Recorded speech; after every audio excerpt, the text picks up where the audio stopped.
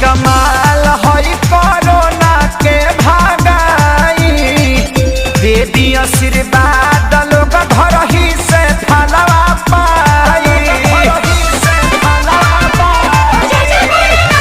करी कमाल हई कोरोना के भागाई, दे दी आशीर्वाद लोग घर ही से फलवा पाई। कावर सजैती देव घर चली आईती, भांग धतूरा बेल पत्तर चढ़ैती। जीवी गंगा में न होती डभाडभ जी, डभाडभ जी, डभाडभ जी। लागे आई ना मंदिर में केहू हपजी, भोले बाबा बैठी खेलत रही पबजी। लागे आई ना मंदिर में केहू हपजी, भोले बाबा बैठी खेलत रही पबजी।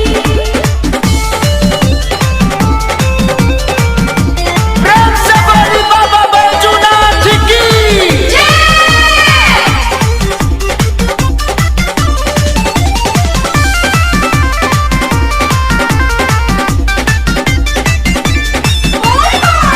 एह महामारी से बराउरे उबारी, सुनावे कलेश बारू पे सखे सारी।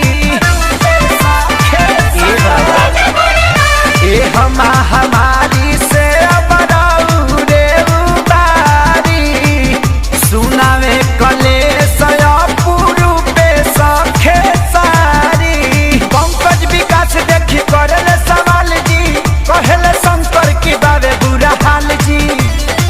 तराउर दर्शन होई बाबा कब जी, अरे कब जी, बोली कब जी। लागे आई ना मंदिर में केहू हप जी, भोले बाबा बैठी खेलत रही पब जी।